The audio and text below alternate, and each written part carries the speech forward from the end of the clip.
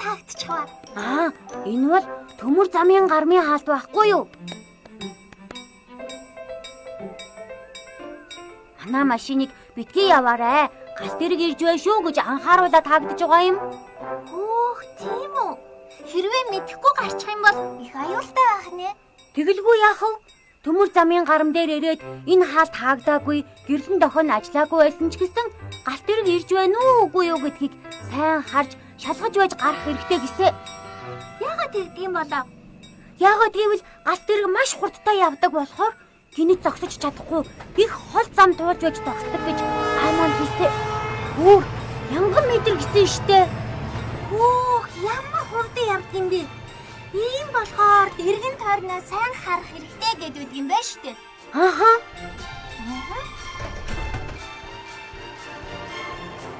Төмөр замын гарам дээр зогс, хар, сонс гэсэн 3 үйлдэлийг заавал хийж хэвшээрэй.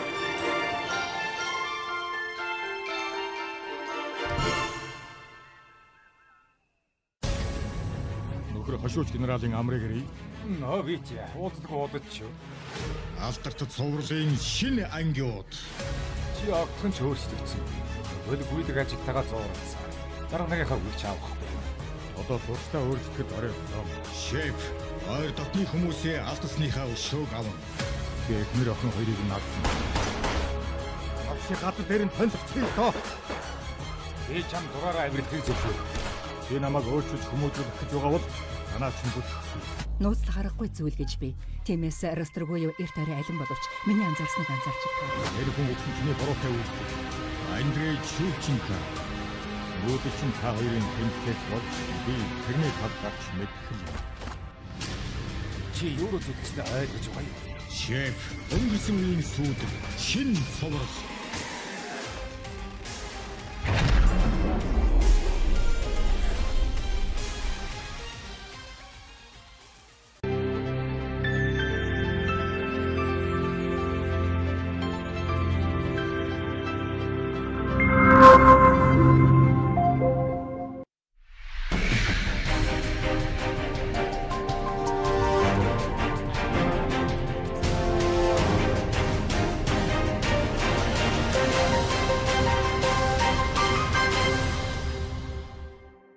Орим төрийн хэмжигчтэй ам нэвэл зочны ярилцлага хийж байна. Энэ удаад бид хууль зүйн дотоод иргэн сайд алтан гэрлийг өрөөд байна. Ярилцлага өгөхөөр зөвшөөрсөнд баярлалаа. За та бүхэнд баярлалаа. Тэгэхээр өнгөрсөн 7 хоногт улсын хурлын дарга таныг бас ерөнхийдөө хатуухан шүүмжлээд авсан л да нэгдсэн чуулган дээр та анзаарсан юм уу гэдэг. Тий. Энэ одоо ариун явдал юм уу? Энэ хуулийн шаардлага хангаагүй хууль оруулж ирчээд тэрийг одоо ингээд хилцэхгүй байна. 30 хоног өнгөрдөөж шиг битгий давраад байгаараа гэж таныг загнах шиг болсон. Та тэгээд тодорхой хэмжээгээр хариулт өгсөн үү эсвэл ямар нэгэн байдлаар тайлбараа хийсэн үү? Тэг яг үйл ойлголцтой холбоотой юм байна уу даа л гэж бодсон. За. Бид бол одоо улсын хурлд өргөн мэдүүлж байгаа засгийн газраас улсын хурлын тогтоолын төсөл, хуулийн төсөлчүүдийн бүгдээрээ судалгаа тавигдах шаардлагуудаа хангаадлаа өгдөг. Тэгээд тэр дээр үйл ойлголцол байсан юм болоо да. Энэ институт хоорондын ойлголцол байж юм цаашаа явах хэрэгтэй. Тэгэхээр би бол тэр материал дутуу өнтер гэдэг тэр үйл ойлголцол үүссэн байж магадгүй л гэж бодсон. Тэгэхээр та их хурлын даргын шүүмжлэлийг одоо бодиттой биш гэж хэлэх гээд өөрөөр хэлбэл одоо таны өргөн барьсан хуулиуд бол шаардлага хангасан хуулиа гэж та өөрийгөө хамгаалах гэж байна. Бидний хувьд бол өргөн барьсан хууль улсын хурлын тогтоолын төслөө бол хууль тогтоомжийн хуулийн шаардлага бүр хангасан л гэж үзэж байгаа. За. Тий. Улсын хурал дээр бол за тухайлах юм бол одоо ухаан хоттой холбоотой улсын хурлын тогтоолын төслийг өргөн барьсан засгийн газраас. Тэгсэн. 5 толгойн нүүрсний бүлэг орд газрын ухаан хотгийн ордтой холбоотой одоо хувийн компани үйл ажиллагаа явуулж байгаа ордтой холбоотой улсын хурлын тогтоолын төсөл өргөн барьсан. За энэ тогтоолын төсөлтэй холбоотой зарим материалууд дутуу байна. Үүнийг нэмж бүрдүүлээ гэдэг шаардлага тавьсан. Тэрнийхэн дагуу бид нар материалыг өгсөн. Тийм. Тэгэхээр бид бол өөрсдийнхөө зүгээс материалаа бүр өгсөн л гэж үзэж байгаа.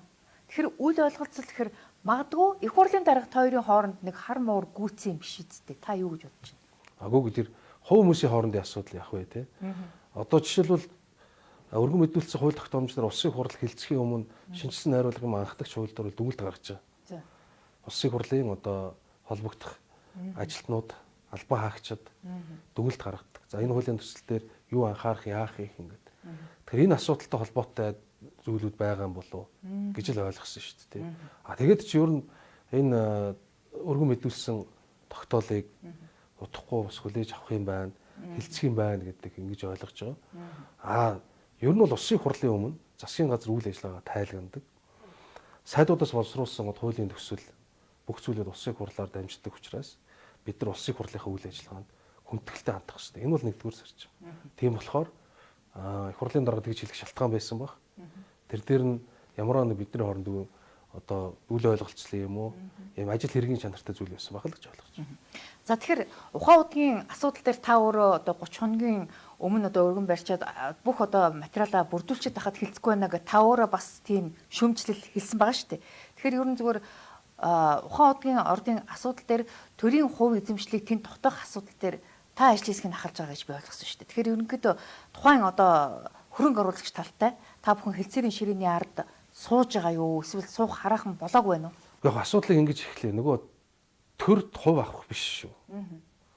Энэ бол улсын хурлын шийдэх ёстой асуудал. За. Одоо энэ 5 толгойн бүлэг ордын лицензийг стратегийн орд автсан 2007 оны улсын хурлын тогтоол байгаа юм. Энэ ордууд стратегийн ордуудаа гэж нэрлэлсэн байна. Эхний 16-г болтолсон шүү. За тэр 16-гаа яаж шийдвэрлэх гэж байгаа иргэд танилцуул гэсэн байна. Тэр үүрэг нь хэнд оногдсон бэ гэхээр засгийн газарт оногдсон байхгүй. Одоо л энэ зүйл танилцуулагдаагүй. Их хурл руу. Бид мэдж байгаа л да гэрээ хийгдсэн.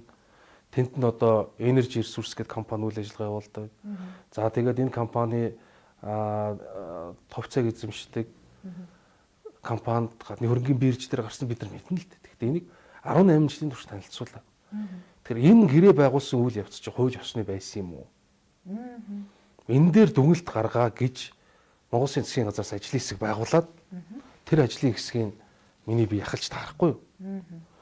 Тэгээд ажлын хэсэг үйл ажиллагаагаа явуулаад дүгнэлтээ гаргаад хууль зөрчсөн байж болцсохгүй байна гэдэг дүгнэлт гаргаад ажлын хэсгийн хувьд.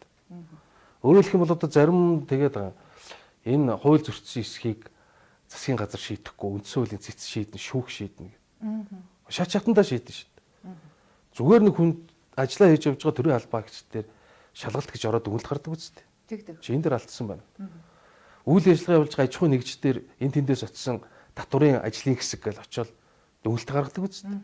Тэгсэн мөртлөө яг ингээд Монголын ард түмний баялаг болж байгаа стратегийн орд газар ярихаар шүүхээс дүгнэлт нь гарна. Цэцээс дүгнэлт нь гаргаж ярих утгагүй. Засгийн газар ажлын хэсэг байгуулсан, ажлын хэсгийг алтан гэрэл ахалж ажилласан, ажлын хэсэг дүгнэлтээ гаргасан. Тэгэхээр энэ асуудлаа бид нар улсын хурлд танилцуулах гэдэг. Тэрнээс тэр одоо орд газрын тэдэн хувийг авъя. Эсвэл буцаага төрд авъя бүгдийг гэдэг ч юм. Ийм ямар ч хувь хэмжээ мөнгөдөр хөрөнгө оруулалттай холбоотой зүйл байхгүй. Тэгэхдээ анханасаа одоо Energy Resource компани хууль зөрчиж тэр ухаан удгийн лицензийг шилжүүлж авсан юм болов эн чинь ер нь одоо бүр эхнээс нь асуудлыг ярих ийм шаардлага үүсэж гэнэ үү гэж би хараад байгаа байхгүй. Логикийн хувьд таны зөв. Тэгэхдээ эхнээс нь гэж хийзээ. Одоо юу? Танихаар. Одоо жишээлбэл 5 толгойн бүлэг ордын одоо чагсаалт одоо хэсэгт орж байгаа шүү дээ. Тийм учраас мэдээж эн чинь одоо төрийн мөнгөөр За тэгвэл бүр 28 мөнгөөр хайгуулна хийгдсэн орд юм чинь төр одоо хуулийн дагуу одоо 50% хувийг эзэмших ёстой гэдэг асуудал би ярьдаг. нөгөө эхлэл гэж асууж байгаа. За тэгвэл хэдүүлээ дахиад бүр урагшлна. За. Тэгээ 20 дугаар зууны хамгийн урт удаан үргэлжилсэн хайгуулын ажлын 5 толгой орд газар хайгуул юм билээ. 1940 оноос ахуулаад хайгуулын ажил хийж эхэлсэн байна. Бид нар өөрсдөө тэр үед геологийн ажил явуулах, хөнгөч техникийн нөөц болцоо муу ажил дээ. Тэгээд Оросоос суюу тухайн зүйлт холбоот болсон мэрэгчлэнүүд ирээд ингээд хайгуул хийчихсэн юм билээ. Энэ хайгуулын ажил 1989 он хүртэл үргэлжилсэн. Хамгийн сүүлийн тайлан 90 онд бичигдэж байгаа. Тэгэхээр 40-оос 90 он гэхээр 50 жил байгаа. Энэ хугацаанд 43 сая гаруй төгрөг зарцуулсан байна. За. Хайгуулын ажилд. Тухайн мөнгөөр бол эн чинь их мөнгө. Асар их мөнгө 43 сая төгрөг.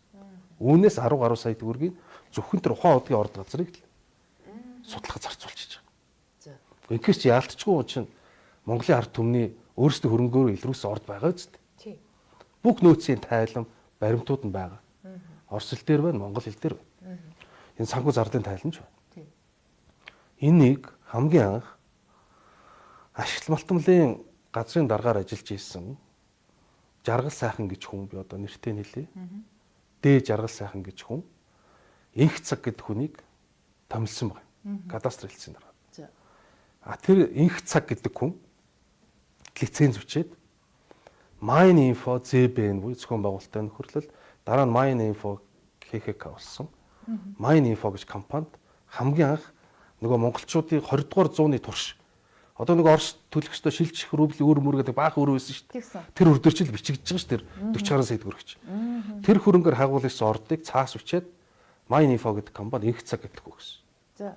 Би эхлэл гэж ярил хаашаа ярих вэ гэдэг энэ төр. Энд чи одоо хэд оны үйл явдал гэсэн үг? Энэ одоо 1999 оны үйл явдал болж байна. 97 гэж магадгүй шүү. Би он дээр нь явж.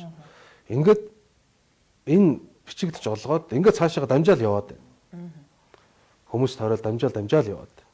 Монголын томоохон аж ахуй нэгжүүд, Монгол улсын ерхий сайдаар ажиллаж исэн хүний аав ах гэл ингээд энэ лиценз ингээд дамжаад олон дамжаал яваад. Дамжаад зарагдаад явсан гэж ойлгох уу? Юу гэж ойлгох вэ? Тэг шилжигдэл тэр компаниудыг шилжээл яваад байгаа. Тэр мэдээж бизнесийн үйл ажиллагаа явж байгаа. Тэгж жагаад энерго ресурс, энержи ресурс гэд 2007 оны улсын хурлын тогтоол гарахад 5 толгойн бүлэг орд газарт 3 компани нэр байдаг. Нэгдүгээр 5 толгой хувьцаат компани буюу орон нутгийн 5 толгой, жижиг 5 толгой гэж бид нар ярьдаг ш. Тэр. Тэгээ бүр улсын хурлын тогтоолын хавсралтыг үзвэл энержи ресурс компани Дайцуки гэж юм байна. За ингээд энержи ресурс компани нэрээр байж байгааз. Ингээд стратегийн орд газар гээд ингээд орч. За тэгээ тухайн үед стратегийн орд газар гэж юуг ойлгох юм бэ гэд ашигт малтмлын хуулийн шинжилсэн найруулга бүх юм дээр нь ингээд стратегийн орд газар гэж юуг ойлгох вэ гişүүд яриад байсан мэд. Нийт дотоодын нийт бүтээгдэхүүний 5% хүртэлх хувийг одоо хувьд хүрэхээр тийм хэмжээний нөөцтэй ордыг стратеги орд. Тийм. Дотоодын нийт бүтээгдэхүүн 5% гэж ярьж байгаа. Дараа нь бас ач холбогдол бүхий энтрүүд үгнүүд нэмэгдээд ингээд өргөн хэмжээний ойлголт болчихсон. Тэгээ одоо айгүй энгийн. Ерөөс энийг ингээд тойруулаад, толгой эргүүлээл, хэдэн хувь гээл амар гэрээ яриад, хууль дүрм элдэн үнэн юм яриад толгой эргэх шаардлага ерөөсөө байхгүй. Тэр хэсгээ угаасаа ярина. Бид нар ажлын хэсэгч ярина. Ажлын хэсэг ахс хууль зүйн дотоодын сайд өвтч би ярина. Цаасаа тавьж гад ярина. Зузаан цаас тавьж гад ярина. За тэгээд Баяргоон засгийн газрын үед асуудал яригдсан юм. За тэгээд энэ лицензтэй холбоотой асуудлыг яах вэ гэдэг ингээд асуудал яригдчих. За ингээд яригдаад явангуут засгийн газрын уралдааны тэмдэглэл гарч байгаа. Засгийн газраас. За. 5 толгой орд газрын тусгай зөвшөөрлийг буцаан авах асуудлаар буцаан авах гэж хоёр үгийг би зориуд тодруулж хэлье. Буцаан авах асуудлаар гэрээнд гарын үсэг зурх эрхийг үйлдвэр худалдааны сайд Х10 олгов гэж. Тэмдэглэл албан ёсоор цаасаар гарсан. Ингээд эргэж тэр буцааж яаж авсан бэ гэдэгт эргэж танилцуулга байхгүй. Засгийн газар улсын их хурлд болон байнгын ороодод хийсэн танилцуулга байхгүй. Ингээд тэр гэрээ хийгдээ явчих. За энэ дээр нэг юмыг бол зориуд хэлнэ. Нэг байр суурийг бол ажлын хэсгийн ахлагчийн хувьд би барьсан. Хэвлэлийн урал дээр ч хэлсэн. Одоо ч тэр байр суурин дээр. Энэ дээр аж ахуй нэгжийг буруутгах нь гэхээсээ илүү төр өөрсдөө асуудлаа яаж шийдсэн бэ гэдгийг харах хэрэгтэй. Харин тийм л. Нэг бичсэн лиценз дамжаа явж байгаа. Тэгвэл яагаад иргэд танилцуул гэсэн сайд нь иргэд танилцуулдаг юм бэ? Буцаан авах асуудлаар гэсэн иргэд танилцуулдаг юм бэ? Сайд нь. Яагаад энэ тухай улсын хурлын холбогдох байнгын ороо улсын хурлд мэдэгддэг юм бэ? Аж ахуй нэгжүүд, компаниуд бол ер нь бүгд нэг зорилготой. Ашигын төлөө. Ашигын төлөө, ашиг олох хэрэгтэй. Тийм. Ашигын төлөө л явж байгаа. Төртөө хилцэл хийн үү, өөр компаниудтай хилцэл хийн үү? Компани аж ахуй нэгж бизнес бол ашиг олохын төлөө хилцэл хийн. Энийг харж энийг мэдж зохицуулж хуулиа баримталж явах үүрэг нь өөрөө төрд баг. Тийм ч учраас энэ удаа засгийн газраас улсын хурлын тогтоолыг өргөн барихтаа хилцэл хий гэж. Тухайн аж ахуй нэгжтэй хилцэл хийя гэдэг эрхий болчих гэж. Ааха. Өөрөөр хэлэх юм бол 2007 оноос хойш энержи ресурсын одоо өнгөрсөн 17-8 жилийн хугацаанд ухаан удагт оруулсан хөрөнгө оруулалтын хэмжээг нь тооцож жагаад хоёр тал хэлцээрийн ширийн яар суугаад магадгүй төр тодорхой хувийн эзэмших шаардлагатай хуулийн дагуу гэх юм бол тэр одоо хувьд нь одоо ариалтаар юм уу эсвэл хөрөнгөний мөнгө нүгээр тооцож буцааж хохирлыг баргадуулах асуудал яригдах уу? Гэхдээ одоо тийм деталь асуудлыг бол одоо ярихад ихтэй. Гэхдээ бид нар бол ерөнхий зарчим мэдж байгаа шүү дээ. Энэ нэг ойлголт байгаа шүү. Би зориуд хэлээд одоо зарим хүнтэй зөрчилдөд байгаа. За. Одоо нэг ийм мэрэгэн цэцэг гарцсан. Газрын дор байхдаа баялаг бишээ. Тэрий чи хаагаад ухаж гаргаж ирээд баялаг болд юм аа Тэгж яриад байгаа шүү дээ. гэж ярьж байгаа. Тий. Гэхдээ тэгаш энэ Монголын ард түмэн чинь яндаж оршгүй далай шиг яасан баян нутаггүй гэж эх орноороо бахархаж, баялагаараа бахархаж худлаад болж ирсэн юм. Тийм байхгүй шүү дээ. Газрын дор баялаг байна. Лиценз гэдэг цаас бичээд өгч байгаа биз? Тий. Тэгэл шууд ирэх үсэж байгаа. Хувийн өмч шиг болж байгаа. Тэгээ шууд тэр дээр мөнгө босгох. Тий. Хөрөнгө оруулалт татах. Хаагуул хийх. За цаашаа бүр ашиглалтын болох бүх ирэх үсэж байгаа. Тэр чинь Ирэх гэдэг чинь өөрөө баялаг, өөрөө мөнгө шүү. Газрын дорох баялаг бол үндсэн хуулиараа ард түмний өмч байх ёстой байтал нэг лиценз гэдэг цаасаар дамжуулаад тэр чинь хувийн өмч болж хуураад байгаа юм шүү гэдэг асуудал. Тий. Лиценз гэдэг цаас байж болно. Болно. Тэгвэл цаас өгөөс шууд баялаг болж ирэх үсэж штэ. За энэ дор алт байгаа. Чи ингээд мөнгө олоод энэ алтыг ингээд олборлог гэвэл тэр чи цаасаа барьж аваад мөнгө босгоно үстэй. Тэгэхээр их олгоол шууд баялаг болж эхэлж байгаа байхгүй. Гаргасан гаргаагүй. Одоо болохоор манайх юуг тайлбарлаад нэхэр хөрөнгө оруулаад мөнгө оруулаад гаагаад олоод гаргаад ингээд гаргаад ийш яваад ачуулаад мөнгө олохоор энэ баялаг. Үгүй шүү дээ. Энэ бол баялаг. Тэгэхээр би маш энгийн зарчим байлаа. Энэ баялаг юм бол энэ биднийх юм бол манай их орны үндсэн хуулиар олгогдсон бидний баялаг юм бол энэ ард түмэн чинь оногдох хэрэгтэй шүү дээ. Гэхдээ тэгээд ард түмэнд оногдох эсхийн бага ард түмэн буюу төрийн эрх барих дээд байгууллага улсын хурлаас шийдэх ёстой шүү дээ. Хэрвээ улсын хурлаас энэ дэр хилцэлэх шаардлагагүй зөв явсан байна гэж үзвэл ард түмэн ингэ шийдэж чинь их хурл шийдэж чинь гэл хүлээгээд авчих шүү дээ энэ асуудлыг. Тэгэхээр өнгөрсөн одоо 17-8 жилийн хугацаанд яагаад нэгч засгийн газар, нэгч их хурл энэ асуудлыг огт цөхөж тавихгүй тагчих болчихоо. Магадгүй Energy Resource компани одоо лоббид автсан уу гэдэг юм хардлага байна л да. Үе үеийн засгийн газар өөрсдийнхээ чиглэлийг зүйлийг хэрэгжүүлэл явж исэн баг. Одоо юу гэдэг өмнө байсан засгийн газруудын талаар тэр муу энэ сайн гэж хэлж чадахгүй. Гэхдээ нэг юмыг сайн мэдчих. Манай Монголын улс төрд, манай Монголын төрд хэд нөлөөтэй хэд хэдэн томоохон компаниуд байна. Энэ компаниуд дандаа уул уурхай суурьтай. Дандаа уул уурхай суурьтай. Ерөөсөө энэ улсад чинь асар их мөнгөтэй болж байгаа хүмүүс хаанаас бий болж байна? Уул уурхайгаас л мөнгөтэй болж байна. Тэгчээд иргэд загнаал газрын өрсөн дор баялаг байдгүй. Энийг чинь гаргаж ирэх гэж бид нар зовж байгаа юм. Та нар юу ч мэдэхгүй байна гэж угаагаал. Нэлээ олон хэсэг нь тэрийг дагаж угаагдал. Гэхдээ ер нь бол гээл үндэсний аж ахуйн гэж. Үндэсний аж ахуйн гэж байх хэрэгтэй. Томоохон компаниуд байх хэрэгтэй. Төр ерөөсөө энэ компаниудынх нь нуруунд дээр тогтож байгаа, бизнесийг нуруунд дээр тогтож байгаа. Бүгд мэднэ шүү дээ. Тэгэхдээ цэрэн цээжиндээ бөөрн бөксөнтэй гэдэг шиг төр нь яг өөрийнхөө үйл ажиллагаа хийгээд аж ахуйн нэгж байгууллагууд нь ашигын төлөө үйл ажиллагаа явуулж байгаа ёстой. Төрийн нэг том үүрэг байна. Төр гэж институт үндсэн үүрэг бол нийтлэг эрх шиг үндсэн хуулиар заягдсан ард түмний эрх шиг хамгаалах үүрэгтэй. Энэ үүргээ л хийж. Тэгэхээр өнгөрсөн хугацаанд энэ одоо Energy Resource компани болон тэр одоо хууль зүйн сайд хооронд одоо байгуулсан тэр гэрээ маягийн зүйл одоо алга болцсон их хувь нь олдохгүй нэг чинь тань тэгээд одоо хуулбар нь олдсон юм уу? Та яаж одоо энэ асуудлыг гаргаж алга болцсон гэдгийг мэдсэн юм? Гэхдээ яг хөө энэ чинь засгийн газрын хэрэглэх газрын архив гэж байна. За засгийн газрын хэрэглэх газар албан ёсоор хандсан байхгүй. За үйлдвэр худалдааны яам одоо эц баялаг хүчний яам бай, уул уурхай яам байна. Тэгээд энэ уул уурхай яам руу хандлаа байхгүй. Ашигт малбарын Тий чинь доор нь байж байгаа шүү дээ. Эрц байлгийнхаа яамны доор байгаа. Агентлаг нь тэнд байхгүй. Гэхдээ яг үүндээ бид нар жишээлбэл их хурл руу өгөхдөө Energy Resource компаниас ажлын хэсэгт хүсэлт ирүүлсэн. Ийм нөхцөл байдлын улмаас гэрээ хийсэн шүү. Та ингээд байхгүй гэдэг энэ чинь бидэнд байна гэдэг нотаратор баталгааж уулсан. Ингээд гэрээ уулзалтын тэмдэглэлийн хуулбар ирүүлсэн. Тэгээ бид нар байгаа хамгийн одоо хүчинтэй баримт Energy Resource компаниас ирүүлсэн нотротын тамгатай тэр баримтаа л бид нар одоо барайл явж байна. Тэгэхээр одоо асуудлыг улсын хурлд оруулах гэхээр эн чинь хуулийн шаардлага хангахгүй байна гэдэг их хурлын дарга загнаад байдаг. Тэгэхээр та бүхэн одоо асуудлаа яаж шийдвэрлэх гэж чинь дараагийн алхам юу вэ? Гэхдээ одоо тэгээд асуудал хэлцэх байхаа.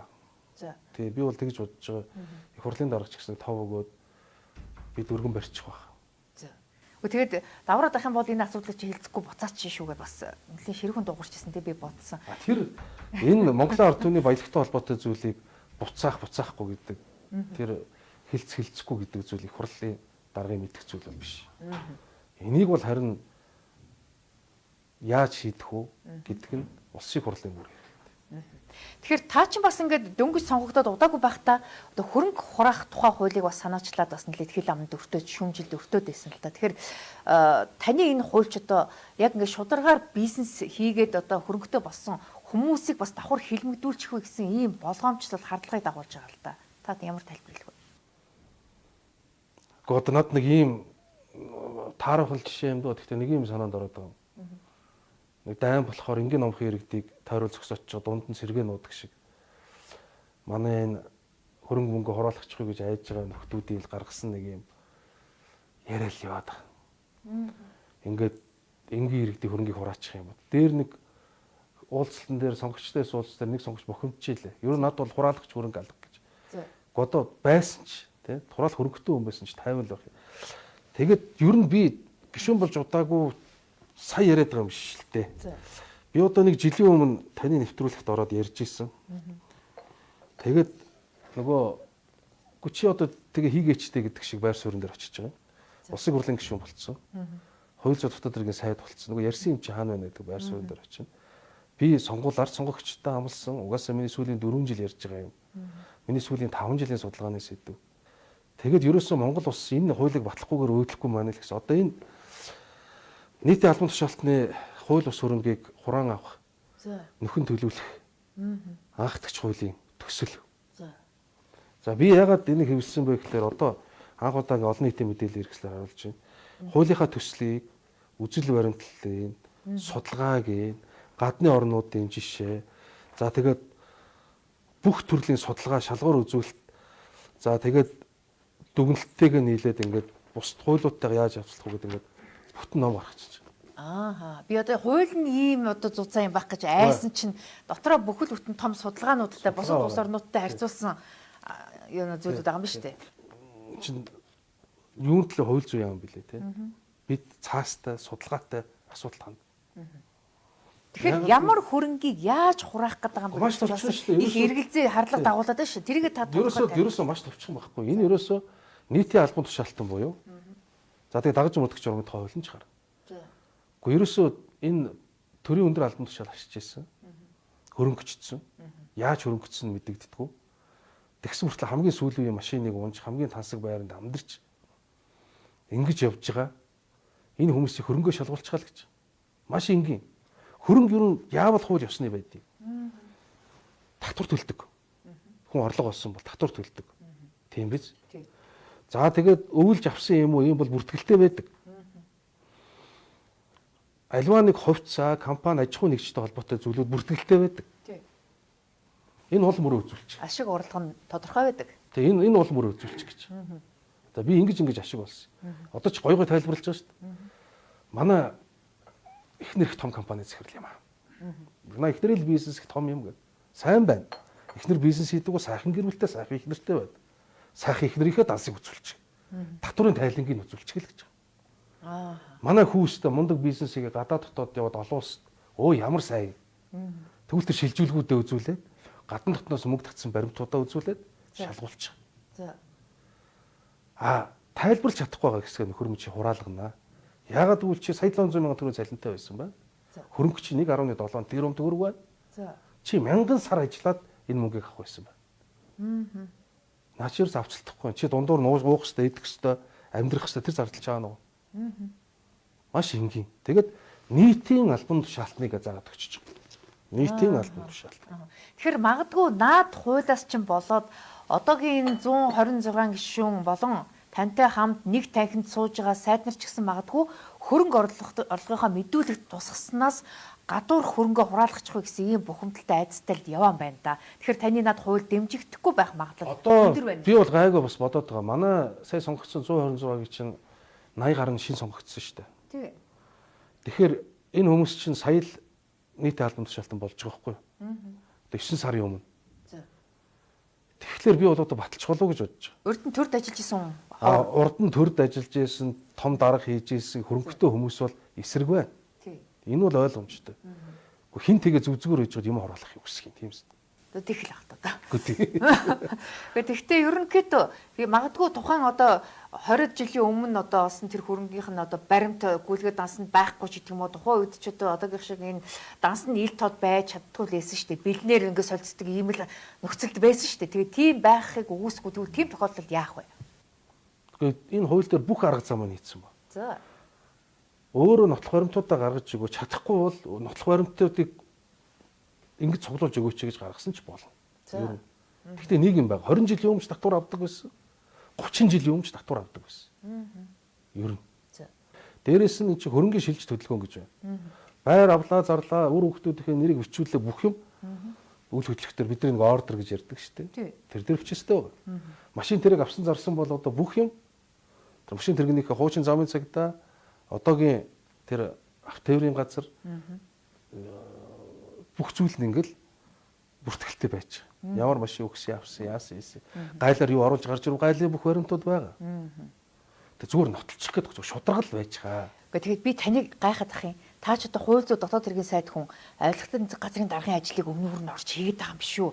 Авилгалын хуулиар чинь энэ бүх одоо хууль бусаар хөрөнгөжсөн асуудал чинь тэртээ өдөргүй хуулиараа ингээд хариуцлага үүргийг ингээд ногдуулаад явцсан байгаа шүү дээ. Та давхар хууль өргөн барих шаардлага байгаа юм. Ингэдэй. Одоо нөгөө бас нэг өгөөсгөж байгаа үндслэл нь миний энэ хуулийг одоо тэртээ тэр хууль хэрэгцээ орчин байгаа шүү дээ гэж. Харин тийм. Одоо байгаа. За. Тэгтээ хизээ орсон гэж. Сүүлийн жилүүдэд орсон байхгүй. Өмнөх хэрэгцээ харилцаанд ягаад ч үйлчлэхгүй. За. Монгол улс 2002 оноос хойш зөндөө бол өршөөлөө хууль гаргасан. Албан тушаалын гэмт хэргийг 2 удаа бүтэн өршөөсөн. Та 2015 оны буюу одоо бас 10 жилийн өмнөх эдийн засгийн ил тод байдлын хуулийг санаж байна уу? Тий. Томоохон татврын өртөө компаниуд чинь тэр өрөө тэглүүлсэн шүү дээ. Тий. Тэрүүгээр 35.6 их 80 төгрөгийг ил болгож. Тэр үед усын төсөв 6 их 80 байгаа. Усын төсөв 6 их 80 байхад 30 гаруй их 80 төгрөг. За энэс болоод юу болсон гэхээр Монгол улс нөгөө нэг сааралч гсаалт багсаалтанд ороод ингээл баларсан шүү дээ. Тэр хууль чинь биш үү? Ямар хууль вэ гэхлээр татвар нийгмийн даатгалын үрийг чөлөөсөн хууль байхгүй юу? Тэрнээс авилга авсан мөнгийг чөлөөлөөгүй. Эннээс хойш жишээлбэл яасан бэ гэхээр одоо ингээд шалгая гэхлээр тэр ил тодын хууль юм мэдүүлсэн шүү дээ. Ингээд суудаг. Эннээс өмнө албан тушаалын гэмтрийг 2 удаа өршөөл хууль гаргаж өршөөсөн. Одоо мөнгө нэхээр би өршөөл хуульд орсон шүү дээ сууж байна. Тийм учраас өөрөөр хэлбэл яг өнөөдөр үлдэгдсэн гэмт хэрэгт хууль байгаа. Өмнөх харилцаанд хууль байхгүй байхгүй.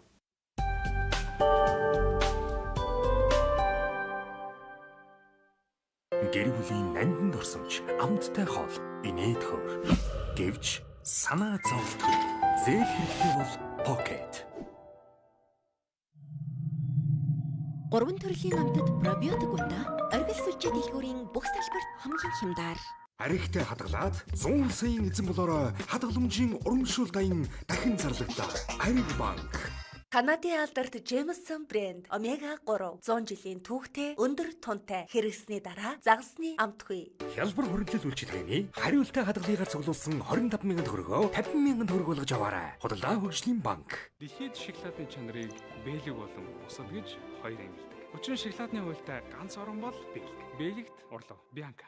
Монгол түмний таашаал нийцэл. Дэлхийд ганцхан Монгол снэк. Бочшин брэнд. Хамтдаа хооллох үедээ бид аз жаргалыг мэдэрдэг. Гэвч хоолны шингэж залдагдсан энэ хүн мөчүүдийг сүйтгэх гэнэ. Энэ үед тань мизим туслах. Мизим хоол боловсруулалтын алдартай шинж тэмдгийг амдаахад туслах. Мизим аз жаргалтай мөчүүдэд алдалгүй хуваалцъя. Дөрөв булчирхайн томрлын улмаас давсаг дээрх даралт нэмэгдэж, шээсний гарцын хэвийн үйл ажиллагааг саатуулдаг. Боростомол ууно дөрөв булчирхайн томрлыг саатуулж, шээсний зөөрийг багасгах. Боростомол ууно эрчүүдийн асуудал, эрчүүдийн бэлтгэл. ядрах, дархлаа сулрах, ханиад хүрэх, нойргуудах зэрэг шинж тэмдгүүд илэрч байна уу? Энэ үед дархлаа дэмжих Бериш тусал танд тусна. Дархлаагаа түн даатах Бериш бүх эмийн сангуудаар. Дэлхийд тэргүүлэгч Crohn's технологиор Итали улсын Sacco системийн Symbio 100 ашигтай бактеритай йогуртыг сүү хуцаад компани Монголдон үйлдвэрлэн гаргалаа. Энэ тоор хамборцоо, тоор, мангоны жимсний амттай. Provita йогуртыг тогтмол хэрэглэснээр нарийн тоосонцрын харшлын шинж тэмдгийг бууруулна. Гидсний бичил орчныг дэмжинэ. Хоол боловсруулалтын системийг сайжруулна. Шинэхэн, жимстэй, амьд йогурт Provita. Таны хажууд өдөр бүр шинээрэн ирлээ.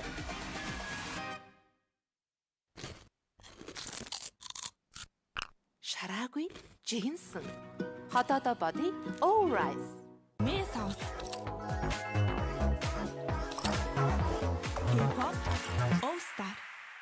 Хялбар хөрөнгөлөл үйлчилгээний хариултаа хадгалыгаар цуглуулсан 25,000 төгрөгөө 50,000 төгрөг болгож аваарай. Худалдаа хөгжлийн банк. Джемсон брэнд пробиотик 10 тэрбум ашигтай бактери, 14 төрлийн пробиотик, ДНХ шинжилгээ хийсэн анхны пробиотик. Аригтай хадгалаад 100 саяын эзэн болороо хадгаламжийн урамшуул дайн дахин зарлагдлаа. Ариг банк. 3 төрлийн амтад пробиотик ундаа оргил сүлжээ дэлгүүрийн бүх салбарт хамгийн хямдар.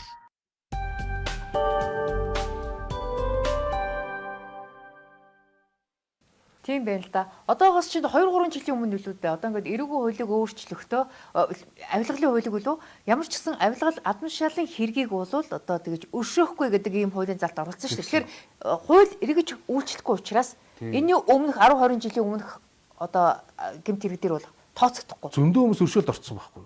Тэгээ зүгээр явуулсан. Тийм байна. Хараа айгуу дээрлэх одоо ингэдэж штэ. Нөгөө хулгай мод очиж явж байгаад нэг зээл 130-31-т мод очиж явж байгаа баригдах юм бол тээврийн хэрэгсэлтэй хураана гэж. Тэгдэг. Тэ? Тий.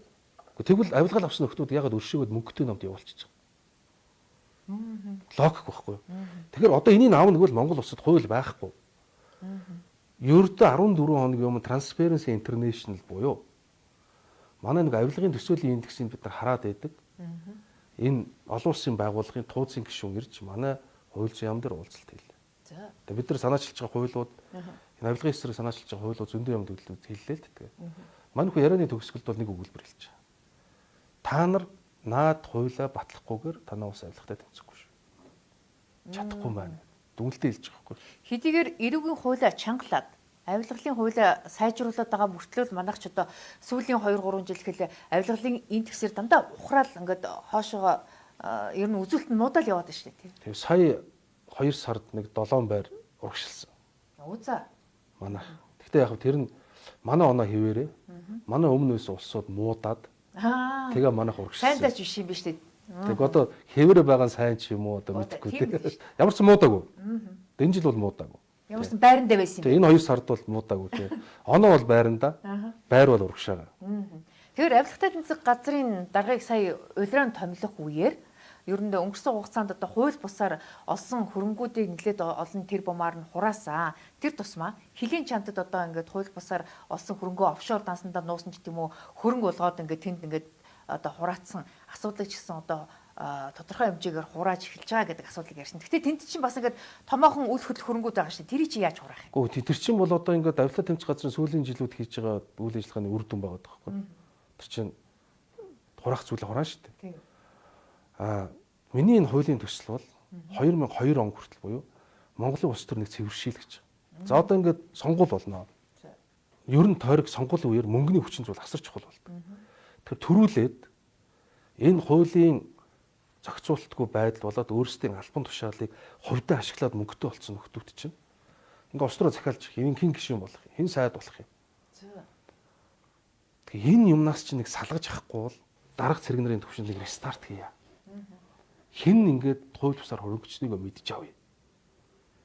Тэр хэсэгтээ хариуцлага тооцъё. Тэгээд юу урагшаа явъя гэсэн зүйл баг. Зарим улс төрчд юмд бол хэлээд байгаа. За урдхаа хайчгаа ингээд явчихъя л та гэдэг. Гэхдээ юу гэсэн үг юм? Эний чи үр өгөөж хор хохирлыг бид нар улс нийгмээр үүрчээд За одоо болидо гэж ингэж өршөөж болохгүй шүү дээ. Ийм учраас энэ хуулийн төсөл яваад байгаа. Энэ хуулиар хөрөнгөтэй холбоотой зүйл яригдана. Би нэг зүйлийг бүр зориуд хэлье. Энэ айгаад байгаа хүмүүс эсрэг юм хийгээд ажиллагаа явуулаад байгаа хүмүүс нэг юм дээр битгий аа. Энэ хуулийн төсөл дээр хүнийг хорих, цагдах, ялах тухай байхгүй. Хөрөнгийг яаж хураах юм? Яаж хурах юм? Одоо юу гэдэг амьдарч байгаа орон сууцын одоо шууд очиод бол аав шүү дээ. Очиод эзний хөвөө гаргах юм уу яах юм? Тэгнь шүү дээ. Хэрэв тэр байрыг ямар орлогоор авснаа мэдэхгүй. Одоо ингээд бодолтой богдуулын аманд дундаж хаавар сая доллар биш үү? 3.5 тэрбум төгрөгийн байшинд амьдарч байгаа хүн тэрийг нотолж чадахгүй тэр байрыг авал хураана шүү дээ. Хөрөнгө удирдлагын тухай хууль. Хөрөнгийг бүр яаж хураах вэ? Яаж мөрдөх вэ?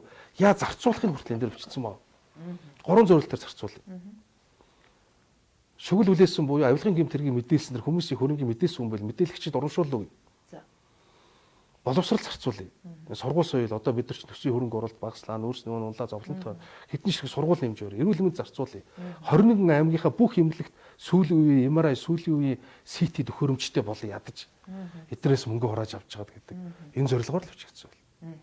Сая бас хэд хоногийн өмнө та тэр Норог сайтынхантай холбоотой асуудлаар бас одоо хэргийн доторх тэр задлах ёсгүй хэсгээс та бас олон нийтэд зарлаад бас нэг хил амд өртөд байсан. Тэгэхээр сайд хүн өөрөө тэр хэргийн мэдээлэлтэй нарийн танилцах эрхтэй байсан ч гэсэн та тэгж хамаагүй одоо хинэн яасан ийсэн гэж нарийн мэдээлэх боломж юу н байсан юм уу? Тэгээ одоо ингээд нэг харьцангуй хэсэг хугацаа өнгөрсөн учраас одоо нэг хөөсгүй эрүүл харах байх хүмүүс. За. Ямар одоо үндслээр шалгаж байгаа тухайга. Энэ бол мөрдөн байцаалтын нууц гэдэгт хамаардаггүй. Өөрөөр хэлбэл хүнийг ямар хэрэг сэжиглж асууж байгаа байцааж байгаа тухайга хэлнэ шүү дээ. За одоо нэг эрүүгийн гэмт хэрэгтэн оргод цогтоод гэмт хэрэг үйлдэлд явцсан бол ийм гэмт хэрэг тэр хүнийг эрүүн сурвалжилж байна гэж зарладаг үсттэй. Тэр хэрэг доторх баримт материалууд өөрөө нууц юм. Харин тийм. Нууц. Тэр дээр бол одоо хариуцлагатайгаар хэлж. Прокурорын зөвшөөрөлтөөр шалгагдж байгаа хэргийг мөнгөнд үгэлсэн. Мөнгөнд үгэлсэн. Прокурорын зөвшөөрөлтөөр хэлсэн. Дад ямар хэрэг шалгагдж байгаа тухай ярьсан. Энийг ингээ бүх хэргийг ярьсан мэтэрс явсан. Шүүмжлэл боттой зүйлийг хүлээж авнаа. Хүн алдаа гаргаж болно шүү дээ. Тэгэхээр би юу гэж бодсон бэ гэхээр нэг талаас шахаад яагаад энэ хүмүүсийг саатуулсан юм бэ? Мэдээл өгөөч гэж шахсан. Энэ хүмүүс хилмигдээд байгаа юм шүү гэд. Ер нь бол хороогүй. За. Тэр хүмүүсийн чинь тийм. Тэд нар ч яагаад гэд шүнжэнгөө хорж цагдаж байцаасаа эн чинь нэг ёсонтой эрүү шүүлтгээд шүмжлээд байгаа шүү. Тийм. Тэгж шүмжилж болно тийм. За тэгээд асуудал дэврэнгүүт ямар учиртай юм бэ гэдгийг асууж байгаа. Чи энд хяналт тавих үүрэгтэй биз дээ. Гүнээр зөрчигдээд байгаа юм шүү. Энэ талд ийм хэрэгт ийм үндэслэл байсан болохоор шалгаж байгаа юм байна гэж хэлэхээр өө хараа энэ ярьчлаа шүү дээ гэдээ дайрж байгаа. Ийм л үйл явдал болж байгаа. Тэгээд одоо цаг хугацаа харуулна шүү дээ. Үнэхээр тийм хэрэг байсан юм уу? Шүүхээр орох юм уу? Ямар нэгэнлэр гэм бурууны асуудал шийдвэрлэгдэх юм уу? Энэ цаг хугацаа харуулна шүү дээ. Магадгүй хэвлийн эрхчлөлөнд халдах гэсэн тэр одоо хийж байгаа тэр канон дотор нь магадгүй эрх баригчдын болохыг илчлэх гэсэн тийм асуудал байхвэ гэж болгоомжлоод цагдаа хөдлөгчвөө гэж бас хардсан. Тийм. Тухайн үед бол тийм л харсар байсан. Одоо тэгэл харалтаа ямар байсан бэ? Тэр амар ноцтой юм нь хаана байна? Огт тэгж үүднээс бол хууль зүйн дотрогийн яамны зүгээс хууль зүйн дотрогийн сайд огт тэгж хандаагүй. Нэг зүйлийг дахин давтан хэлж ирсэн. Энэ залуучууд шийдвэр гараагүй байхад бүгд гин буруугүй шүү. Гин буруутай юм шиг ярьж болохгүй гэдэг байр суурийг хүртэл хэлж ирсэн. Тэгээд тэр дунд ч гэсэн тэр залуучуудын эрх шигсэн зөрчиж магадгүй нөхцөл байдлууд сүүл рүүгээ үсэл ирсэн шүү дээ. Тэгэхээр энд бол хууль зүйн салбар бол энэ нэг ус төржөөд энэ сонгуультай холбоотой юм. Энэ тэр намтай холбоотой ингэж бас огт болдоггүй салбар. Гэхдээ одоо ингээ хэвлэлийнхнийг одоо ингэж цагдаж харлуулах гэсэн биш. Цагдаагийн байгууллага өөрсдөө бас эвгүй байдалд орсон тийм мэдээлэл гарсан шүү дээ. Өөрөөр хэлбэл тэр Норог сайтын нэг залуугийнх нь ах нь одоо гаднаас мэдээлэл хийхдээ би одоо цагдаа нарт ийм одоо хэмжээний авилгал өгч одоо ингэж одоо мөрөдө тоглоомоо үргэлжлүүлжсэн гэдэг одоо ийм мэдээлэл хийсэн шүү дээ. Цагдаагийн байгууллага өөрсдөө бас юу гэсэн мэдээлэл хийлээ. Би бол тоглоулдаг. Тий. Би ийм хэрэг зохион байгуулдаг. Тэгээ цагдаа нар өөрсдөө бас энэ асуудал хутгалдаад байгаа асуудал шүү. Тэгэхээр ийм асуудал байсан байх уу? Хүн өөрөө хүртэл гараад ярьлаа шүү. Энэс л яаж нотлох юм? Ер нь захим зайлан захим өрөөтэй тоглоом гэдэг чинь Монгол улсын том хар тахал болчиход байгаа. Гэхдээ цагдаа өөрсдөө энэ одоо цахим мөрөөдө тоглоомыг одоо ингээд өөгшүүлээд өөрсдөө авилгал аваад ингээд явах нь зөв юм уу? Гэхдээ та яагаад шууд авсан гэж хэлж байгаа. Ямар баримтаар хэлж байгаа. Тэр залуу тэгж хэлэнгүүд олон нийт шууд цагдаа нар өөрсдөө хутгалцсан байсан юм байна гэдэг юм байна. Хэн тэрг үйлчлэнэ хүлээн зөвшөөрч байгаа хүн шууд цагдаагийн байгууллагыг буруутгах юм ярихаар энэний зүг юм байна гэж яагаад бодож байгаа. За. Энэ асуудал чи өөрөө шалгагдчих байгаа. Нэр дурдсан хүмүүсийн холбоотой шалгалтын ажил явагдаж байгаа. Тэгээ энэ нэг мухарлагдах шийдвэр нь гарна. Нэг зүйлийг би бол хэлээд байгаа шүү дээ. Дахин давтаа хэлж байгаа.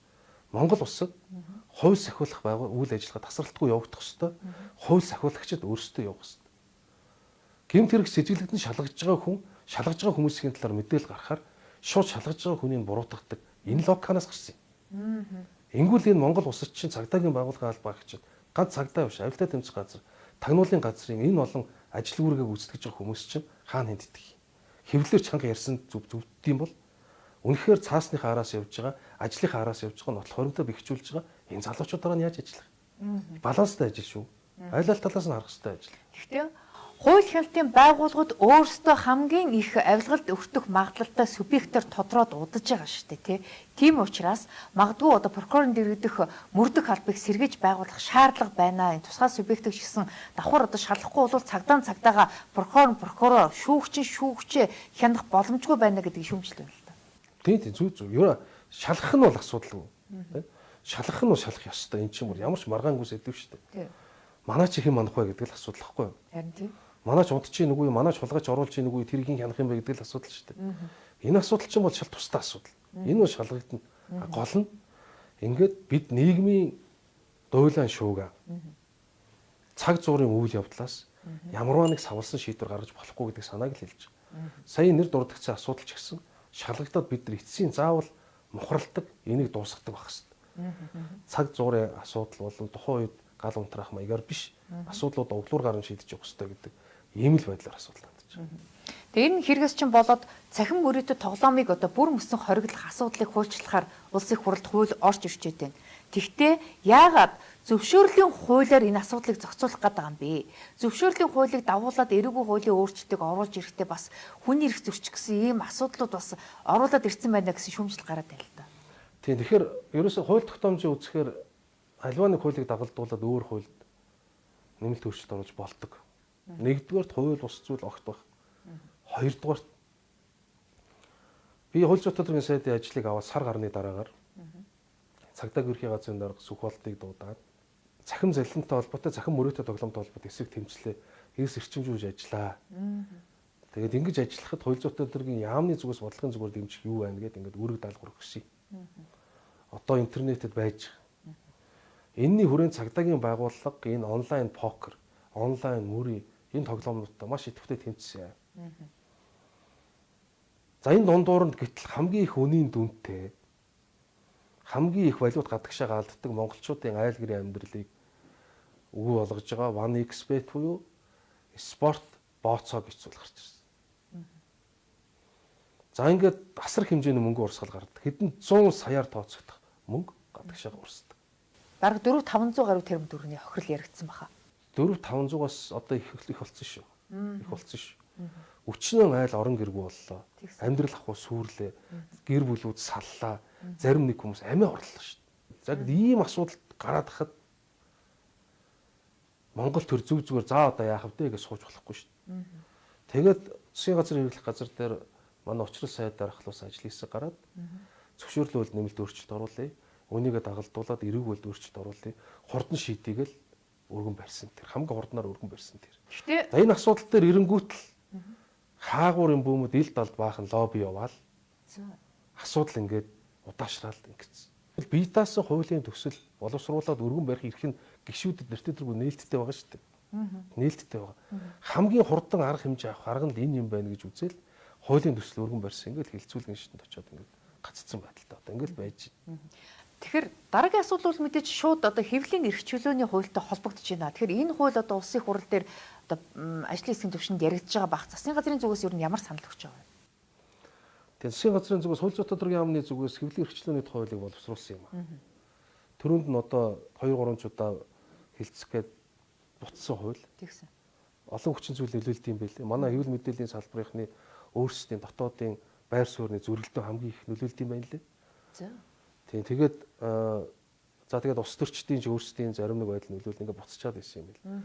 Бид нар 6 удаа хилцүүлэг хийгээд сэтгүүлчдийн дунд гэхэд 4 удаа гадны байгууллагуудтай 2 удаа хилцүүлэг хийгээд маш удаан ярилцж хагаад хэвлэл эрхчлөөний тухай хуулийн төслийг өргөн барьчаад. Тэгэхээр хэвлэлийн эрх чөлөөний хуулийг бол ерөнхийдөө сэтгүүлчдийг ажиллаа хийснийхэн төлөө эрүүгийн хуулиар ялалдаг энэ одоо байдлыг л одоо өөрчлөөсөө гэсэн юм хүлээлт үүсэж байна. Энд одоо хүлээлтэнд хүрэхээр хууль болж чадсан уу та юу гэж харж байна?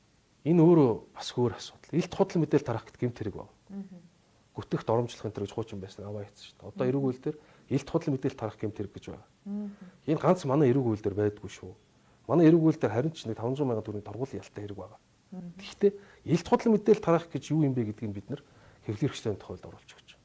Өөрөлдвөл аль нь худал илт худал мэдээллийн аль нь эндүүрэл ташаарлын сэтгүүл зүйн төрлүүд юм гэдгийг бид нар ялгаж өгч юмыг харин энэ хуульд бол бид нар оруулсан шүү. Гэтэ илт худал мэдээлэлд хэрвээ тараасан байх юм бол энэ эрүүгийн хуулиар уу, зөрчлийн хуулиар уу, иргэний хуулиар уу ямар хуулиар нь зохицуулах гэж байгаа юм? Одоогийн Монгол Улсын хуулиар бол эрүүг хуулиар л явж байгаа шүү дээ. Бид нар бол эрүүгийн хуультай холбоотой зүйл биш. Энэ өөрөө хэвлэл эрхчлөөний тухай учраас эрүүг хууль дугаар илт худал мэдээлэл гэдэг нь юу юм бэ гэдгийг л бид нар энэ тодруулж өгч байна. Гэхдээ энийг заавал эрүүгийн хуулиар илт худал мэдээллийг зохицуулах ямар шаардлага байна? Зөрчлийн хууль, иргэний хуулиар одоо юу гэдгийг маш өндөр хэмжээний торгуулч юм уу тавьж болдгоо юм уу? Нэр бүхий гишүүд энийг өөрчлөлийг төсөл бариад явж байна лээ. Тий. Лодо самбог шүү. Тэгэл одоо самбог гишүү энийг төсөл бариад явж байгаа гэж ойлгосон тий. Одоо олон жил яг сэтгүүлчдэд гэдгийг юм уу тий хэвлэл мэдээллийн байгууллагуудад одоо энэ эрүүгийн хуулиар шийдэгдэх ёсгүй гэдэг концепц гардаг ярьдаг хүмүүс байгаа. Би бол маш олон жилийн турш энэ бол эрүүгийн хууль хэцүүгээр эрүүгийн хуулиар хамгаалагдах хэрэгтэй гэсэн байр суурин дээр байсан хүн. Яагаад гэвэл ямар олон хүмүүс хизээч нөхөгдөж маршгүйгээр өөрийнхөө нэр төрийг гутаалгаж өөрийнхөө эдэр чинь өөрийнх нь ганц нэр төр биш. Үр худам нь үрч явах нэр төрийг элдвэр гутаалгаж гүтгүүлж доромжлыг амсч явсан гэж та бодож байна. Та руу өмгөөлөгч байсан энэ асуудал дээр би өмгөөлөгч байсан би. Гэхдээ би дандаа энэ байр суурин дээр байдаг. Би 5 саяын гар утснаас хүний алдаа нар дандаа илүү гэж үздэг. Хүнийг гүтгэж бичиж айл гэрийн амьдралыг хооронд нь салгадаг. Хүнийг амиа орлоход хүргэдэг. Энэ муухай нийгмийн ёс журмыг дорой тулдаг энэ гүтгэлгийг эрүүгийн хуулиар шийдэх ёстой гэж би өөрөө бат итгэдэг. За яг хоо таны байр суурь одоо эсрэг байлаач гэсэн асуудал улсын хурал дээр хууль яаж одоо батлагдахаас хамаарна. Тийм. Хурал дээр яваад хэрвээ энэ бол эрүүгээр биш байна гэж үзвэл хуулиа биелүүлээ л явна. Эн чинь хууль биелүүлэх бид нар үүрэгтэй шүү. Тэгэхээр их хурлын гишүүдийн шийдэх асуудал. Сая их бол зөвхөн миний байр суурь. За мөн энэхүү хуулинд хуулийг хэлцгүйгээр засгийн газраар хэлэлцээд ганц миний биш засгийн газрын уралдаанаар хэлэлцээд засгийн газраас өгсөн аль биесний байр суурь. Тэгэхээр одоо бас эрүүгийн хэрэг хянан шийдвэрлэх тухай хуулийг өөрчлөхөөр асуудал яригдж байна. Тэгэхээр энэ дэр бол хүний эрхийг сайжруулах тал руу нь одоо асуудлыг оруулж ирсэн гэж хараад байгаа шүү дээ. Тийм. Монгол Улсын хурлаас ч өмнө энэ асуудалд анхаарал хандуулад Улсын хурлын тогтоол гаргаад эрүүг хэрэг хян шийдвэрлэх ажиллагаанд энэ хүний эрх чөлөөг хангах гэдэг үүрэг өгөгдсөн байсан. Ерөөсөө хүн ингээд асуудалд орлоо хэрэг төгс шалгаглаа гэдэг бол хүний амьдралын эрх зүйн хувьд хамгийн эмзэг үе байдаг. Хүн өөрөө хуйлаа мэдэхгүй бол хүн өөрөө тэр төрөөс явуулж байгаа үйл ажиллагаанд яаж оролцохоо мэдэхгүй бол хамгийн эмзэг үе байдаг. Энэ үед юу нөмөрлөдгөө гэхлээр өмгөөлөгч нөмөрлөн. Гэтэл нөгөө хамгаалж байгаа хамгаалагч буюу өмгөөлөгчийн эрх зүйн байдал сул дор олон жил явж ирсэн. Би өөрөө өмгөөлөгч байсан. Би прокурор загнуулаад өрөөнөөс нь хөөгдөжээлаа. Шүүх хурал хийж байхдаа тэр шүүх хурлын дээр суучаад загинжээлаа тий. Элдвэр загинжээлаа. Байцаагчаас гуугаад энэ дээр гагаад би хүнээ гаргаад авчмаар байна гэгээд гуугаад явжээлаа. Байцаалт явц дундуур нь байцаагчтайгаа хэрэлдээд хүнээ чирээд гараа явжээлаа. Энэ болгонд чи ингээд өмгөөлөгчийн эрх хэмжээ айгүй бага байсан. Тэгэхээр бид нар бол энэ хуулийн өөрчлөлтөөр анхаарад за жишээлбэл хүнийг гэрчээр дууж авчираад чам гэрчээр асууя нөхөр минь. За нэг ийм болсон юм байна. Гэрч шүү чи гэж баах юм яриулчаад дараа нь энэ ийм ярьлаа. Заах чамд татна гэдэг өрөөнд татчихдаг гэсэн. За тэгээд нэг юм өмгөөлөгчийн хүсэл гаргана прокурорт. Тэгэхээр прокурор өмгөөлөгчийн хүслийг хангах боломжгүйгээд хариу өгчдөг байхгүй. Яагаад болохгүй вэ? Тодорхойгүй. Одоо тэгэхээр хуулийн дээр энийг тодорхой бич гэж байгаа. За. Зарим тохиолдолд бүр ингээд одоо энэ цааш уган шүү дээ. Энэ дээр нөр байцаагч гэж гараа тавьчаад энэ хэсгийг уншиж байгаа гэдэг. За. Гэж амьдрал дээр байсан тохиолдол шүү. Одоо тийм байхгүй. Бүрэн үзүүл. Өмгөөлөгч нөгөө нотлохоороо туулбарлаж авах нөхөр өгдөггүй. Зургийг авахгүй ахуулдаггүй. Ямар мэдээлэл байх юм. Ямар хэрэгээ бол мэднэ. Гэхдээ яагаад ялах гэдэг юм мэдэхгүй. Тэгэхээр энийг унштай энэ хараа энэ чи ийм нөхөр штэ гэж шүүгчнийг уншуулад шүүгчнэнд орж ирээ. За 29 гэж байгаа юм. Одоо тийхгүй. Шүүгч прокурор хоёр өнгөлөгч эсрэг нэг тал болчиход байдаг ийм нөхцөл байдал үүсч байна. Тий. Тэгэхээр тийхгүй одоо үзүүлээ. Яагаад хорих гээд байгаа заавал тайлбарлал. Эрүүгээр хэн шийдвэрлэх хэлхээнд оролцогчийн л эрхийг айлхаар дээшлүүлж байгаа. Тэгэхээр одоо энэ цогтоотэр гишүүний асуудал дээр шүүх эцсийн шийдвэр гаргацсан байдаг. Улсын их хурл одоо хилцэн хилцэхгүй гэж байгаа. Мэдээч хилцэх хэрэггүй шүүхийн шийдвэрийг шууд дагаж биелүүлэх ёстой гэдэг асуудал байгаа боловч улсын их хурл дээр асуудлыг яаж хилцэх вэ гэдэг нь тодорхойгүй юм нөхцөл байдал үсэд гаццсан байна л да. Тэгэхээр улсын их хурлын тухай хуулийг өөрчлөхөөс нааш энэ асуудлыг шийдэх боломжгүй гэсэн тайлбарыг төрийн байгуулалтын байнгын орон дарга нь хэлээд илээ. Та юу гэж харж байна? Тэгээ би ч одоо бас нэг шүүмжлүүлсэн байгаа шүү дээ. Зөв. Хуулийн хуралд орлоо гэж хэлээд. За тэгсэн. За тэгэхээр аливаа нэг асуудлыг хилцдэг гэж байна. За тэгмүүд Монгол улсын үндсэн хуулинд заахтаа улсын их хурлын гишүүн гэмт хэрэгт холбогдсон бол бүрийн эрхийн төдөлзүүлнэ. Тий. Гэт за одоо ингээл асуудал эхэлнэ. Уул гишүүн гэм буруутай шүүгээр тогтоогдсон бол эгүүлэн татна. Уул гишүүн гэж хэнийг хэлж байна? Нөгөө төдөлзүүлсэн гишүүнийг хэлж шүү дээ. Тий. Тэгтэл даваагийн цогтоотор төдөлзүүлсэн үү? Үгүй. Төдөлзүүлээгүй. Тэгэхээр даваагийн цогтоотор уул гишүүн муу юм уу? Энд чинь төдөлзүүлсэн гишүүнийг үндсэн үйл яриад байна. Тэгвэл тэр уул гишүүн муу юм уу гэдгээс авахуулаад шүүгэн шийдвэр үүсгэх тухай хууль байна. Тэгээд тодорхой албан тушаал эрхийг хасах ялыг яаж хэрэгжүүлдэг вэ гэхлээр тухайн албан тушаалтныг томилсон буюу сонгосон албан тушаалтан байгууллагад мэдээлэл хүргэж хэрэгжүүлдэг. За тэгэхээр одоо их хурлаа мэдээлэл хүргүүлсэн байна. Гэхдээ тэгэхээр томилсон албан тушаалтан гэж байх юм их хурлын гишүүн. Их хурлын гишүүн. Хурлын гишүүн томилохгүй. Томилсон буюу сонгосон албан тушаалтанд мэдээлэл хүргүүлнэ. Одоо хаашаа мэдээлэл хүргүүлэх вэ? Даваагийн цогтоотрын талаар хүнд мэдээлэл хүргүүлэх вэ? Гээд одоо жишээлбэл сонгуулийн ерөнхий хороо мөн үү? За. Гэдэг асуудлаар сонгуулийн ерөнхий хороо та нар сомсон буюу сонгосон албан тушаалтанд мөн үү гэж сонгуулийн ерөнхий хороо бид нар лавлагаа бичиг явуулсан байна. За. Өөрөөр хэлбэл яг хууль дээр тусгаагүй зүйл дээр очиод ингээл зогсож байгаа. Энэ асуудал бол жишээлбэл одоо урд өмнөх парламентын үед одоо гэмт хэрэгт холбогдож исэн гишүүдүүд ихэвчлэн эхлээд тухайн гишүүний халдшгүй дархан байдлыг одоо төдөлцүүлж ээж дараа нь шүүхээс шийдвэр гаргадаг гэсэн бол энэ удаад их хурлын гишүүн болцсон хойно шүүхийн шийдвэр процедур явсаар хагаад эцсийн шийдвэр нь гараад тэр нь одоо төдөлцөх асуудлаас өмнө гарсан учраас ийм шинэ нөхцөл байдал үүсчихэд ингэж хараад байна л тийм. Тэгээ ерөөс яг тийм нөхцөл байдал үүсчихэд байгаа. За тэгээд бас нэг зүйл. Энэ нийтийн албан тушаалт ажлын хориглоо торгож байгаа ял чинь сонгогдохоос өмнө тэр шүүх хурлан болцсон байсан юм л шүү дээ. Сонгогдохоос өмнө. За. Тэгээ одоо яах юм гэдэг асуудал. Гэх мэтлэнгээс ахуулаад магадгүй үндсэн хуулийн цэцээс ч гэсэн бид нар энэ талаар тодруулах тайлбар авах хэрэгтэй байна. Зарим хуульч гишүүд бол одоо 3 жилийн өмнө их хурлын дэгийн хуулийг өөрчилснөөс болоод энэ асуудал гацаанд орцсон. Тэгэхээр одоо буцаад тэр асуудлыг тэр залтыг сэргээх шаардлага байна гэж яриад байна л да. Өөрөөр хэлэх юм бол одоо шүүхийн шийдвэрийг одоо прокурор оруулж ирж улсын их хурл танилцуулснаар шүүхийн шийдвэрийг хэрэгжүүлэх нөхцөл бүрднэ гэж байдаг гэсэн бол тэр залтыг аваа хийцсэн учраас одоо яах нь тодорхойгүй болчиход байна гэж яриадсан. Тийм тодорхойгүй байдал ер нь их байна. Бидэнд тодорхойгүй байдал их байна. Тэгин чинь алхам болгоно хууль зөрчих юм бол эргээд хариуцлагатай байна. Улсын хурлын дарга хэрвээ хууль зөрчих юм бол цэцэд дуудагдана.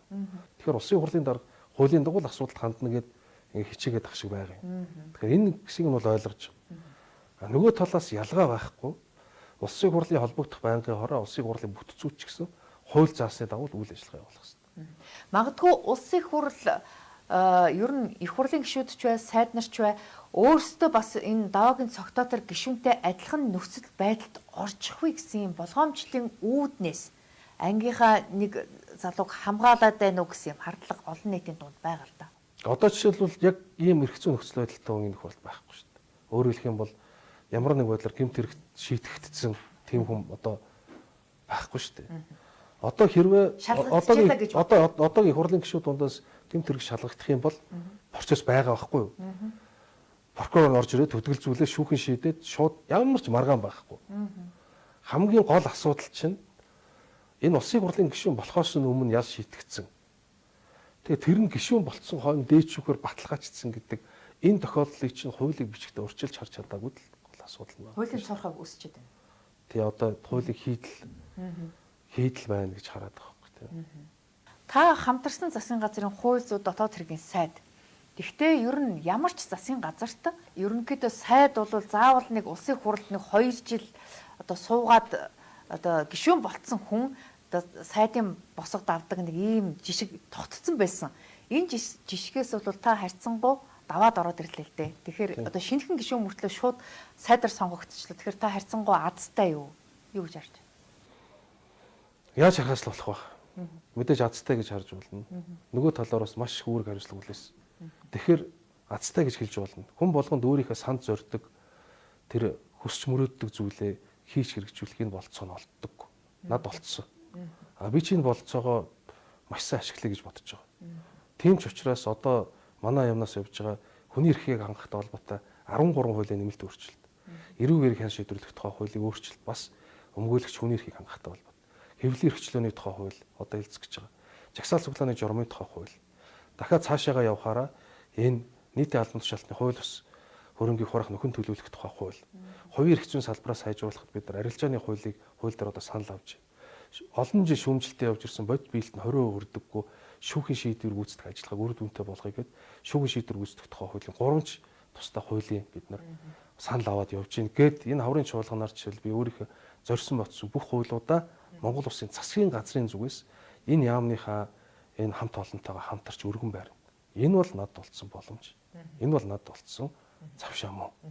Тэгэхээр ерөнхийдөө шин сайд нар ирэх болгонд бол ингээд төрийн албан хаагчдыг бужигнуулаад өөрийнхөө намын харьяал юм уу найз нөхдөр ингээд дүүргчдэг штеп. Тэгэхээр та харьцангуй өөрийнхөө багийг авчирсан уу? Хэр зэрэг халаас илгээ хийсэн? Халаас илгээ гээд юм ер нь баг явагдсан дөө. За яг өөрсдийн ажил төрлийг хүлээлгээд өгсөн, ажил онхорхой байсан зарим нэг ажлын байрууд дээр хүмүүс томилсон. За тэгээд хууль зүйн салбар бол ус төржиж болдоггүй, нэг ялангуяа намын нүдээр харж болдоггүй салбар. Ийм ч учраас аль болохоор энэ салбартаа мэдлэгтэй боловсралтай энэ хүмүүсийг томилох бодлого баримталж байгаа. За гендерийн хувьд хууль сахиулах байгууллагын удирдах төвшөнд бас эмэгтэйчүүдийг төлхөө дэмжиж ажиллах ёстой гэдэг асуудлыг тавьж байгаа. Хууль сахиулах үйл ажиллагааны үндсэн зарчим нь хүний эрх чөлөөг дээдлэх явдал шүү гэдэг юмыг байнга анхааруулж байгаа. Тэгэхээр хууль сахиулагчид өөрсдөө авилгалаас ангид байхын тулд одоо хангалттай цалин орлоготой байх ёстой гэдэг асуудал олон улсын хэмжээнд тийм зарчим байдаг. Гэтэл манай Монголын хууль сахиулах байгууллага цагдаа нар бол ер нь тун бага цалинтай хэвээрэл байгаад байна л да. Энэ асуудал дээр нийгмийн асуудлыг та яаж шийдэх вэ гэдэг дээр бодож байгаа зүйл байна уу? Гэхдээ байлгүй яг одоо бид нар шийдвэр үүсгэх байгууллагын ажилтны одоо зарим албан хаагчдын зэргийн нэмэгдлийг олох асуудлыг ярьж байна. Оны өмнө манай Бямцах цайд бид хоёр хамтраад хил хамгаалах байгууллагынхаа албан хаагчдын онцгой нөхцөлийн нэмэгдэл, цалин үүснийхээ нэмэгдлийн асуудлыг шийдвэрлсэн. За оны сүүлээр бас цагдаагийн байгууллагын албан хаагчдаа нэг удаагийн тодорхой хэмжээний мөнгөнд тусламж олохтой холбоотой асуудлуудыг шийдвэрлсэн. Цаашдаа одоо төсөв ярилцах үеэр энэ цалин хангамжтай зүйлийг ярьж л таарна. Яг үнэнгээс бид бол зүгээр тангараг өргүүлээл өргөсөн тангарагт нь бариулаад энэ залуучуудыг гал руу түлхээл ус руу түлхээл ингээл явж шít бид нар. Тэгэхээр бид нар эргээд энэ хүмүүсийн ажиллах нөхцөл нийгэм баталгаатай холбоотой зүйлийг ярихаас арга байхгүй.